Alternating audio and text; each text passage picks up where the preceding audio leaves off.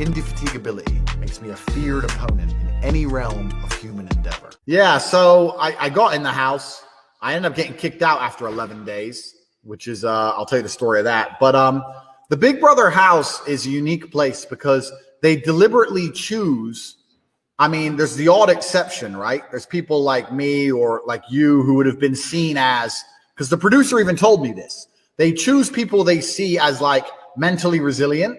And then they also choose the complete opposite, the complete mentally fragile.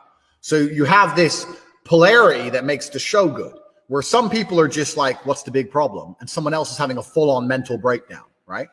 So a lot of the people you're in the house with are children. And when I say children, I mean they are emotionally children, like crying that they missed their family after 2 days, panic attacks, dumb crap, like over nothing. Like just these are the most mentally fragile people that applied to the auditions. That's why they got picked. So you're in a house with a bunch of idiots, and they deliberately make it very difficult. There's very little food. I'm sure you meet your minimum calories per day by law, right? But when you have that many people in the house and like someone grabs a snack, or there's never enough food, so you're hungry, is the first thing. The lights stay on 24/7, and the lights are studio lights, so you can't sleep because they're too bright. The house is too hot on purpose. They keep the heating on. So you're hungry, you're hot, you're tired, and they're trying to just torture you into having mental breakdown. That's the whole point. They want you to scream and cry like a baby, right? And so it was interesting for me the few days I was in there. I didn't really say all that much. I was very observant, trying to work out where the true weak links were. And then eventually there was 2 houses. They moved me from one house, the other house, to the main house.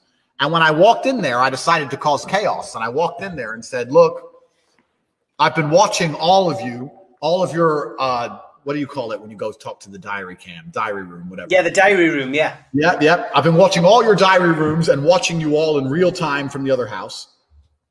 You're all snakes and you all bitch about each other because I've been seeing it all. I don't trust any of you. It's just my first words. And the house erupted. I think you can still find it on YouTube. The house erupted. It went nuts. All the dudes started threatening me. So like trying to act like tough guys. They obviously didn't know my pedigree, right? They didn't know who I was. So the whole house went nuts. And what happened after this is there was these 2 vegan girls. They were vegan and they were completely like just, they needed, the producers brought in a plant for them to stroke because the grass was fake. And they said if they don't touch plants, they lose their life force. Like they were completely whatever. And the vegan girl said that I had a reptilian energy and she was scared of me. So she quit. I didn't even talk to her. I didn't even know she like, I didn't even talk to her. So she quit. And then these other guys in the house all started white knighting for her, right? Like these other 4 guys, like, you picked on Emma. I was like, picked on Emma. I literally have never said a word to Emma in my fucking life. I just came in and told you you're all idiots, which you are. Like, what's the issue? So anyway, these 4 guys, it got to a point where they started threatening me. And the diary room went off. I went to the diary room and they said, look, Andrew, we need a guarantee from you in the event of a physical altercation that you'll wait for security. And I was like, no. The rules of the house are that no one attacks anyone. Because these 4 idiot men feel tough in their little gang, and now they think now you know there's going to be a fist fight. You're telling me to pull a Floyd Mayweather until security turns up. No, if anyone touches me, I'm going to smash their face in. No one should touch me. I'm not going to touch them. You're not asking me to not attack them because you know I have control, right? Because I have self-control, you know I'll never attack them. But you don't trust these babies to not try it with me. So anyway, we got into a disagreement with the producer, and then eventually they just booted me out for some unknown reason. And the truth was, they realized across months, sooner or later, one of these guys is going to swing and get hurt.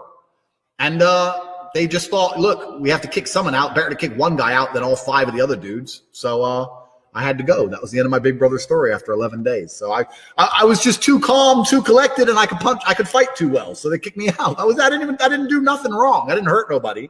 But that's the story.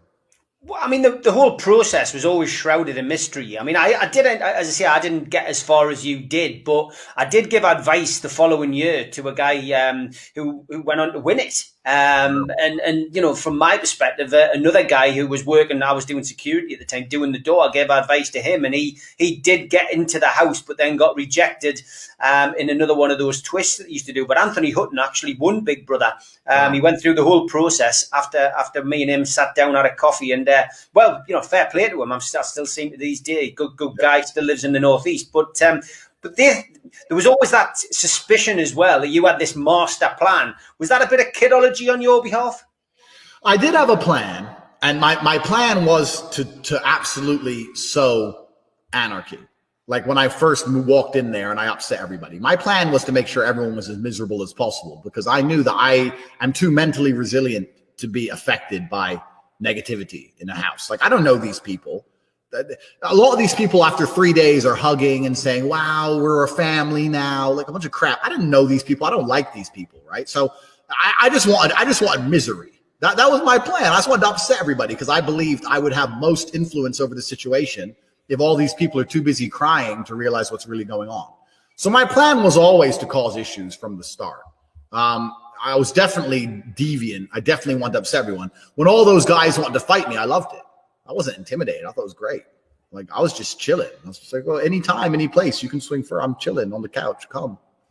But the producers got very scared once they realized that I was too good at annoying these dudes. And eventually one of them was going to make the mistake. And then when they tried to get me to sign a piece of paper that I wouldn't protect myself, that was just insane. That was the end of it. So, crazy. That's the end of your brother. That's how it goes.